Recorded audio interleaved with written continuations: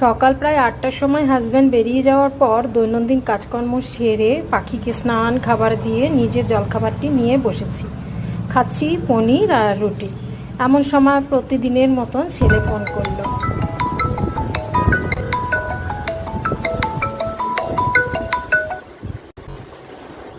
Hello. হ্যাঁ, কি করছো? এই তো বাবা জলখাবার খাচ্ছি। কি খাচ্ছ?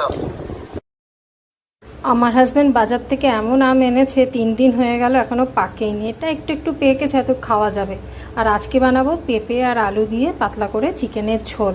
আজকে বুধবার, মাছ আর আনিনি, যেহেতু রোববার দিনকে বরের অফিসের ক্যান্টিনে তো চিকেন হয়, তাই রোববার তো এখন চিকেন খাওয়ার পাট চুকেই গেছে।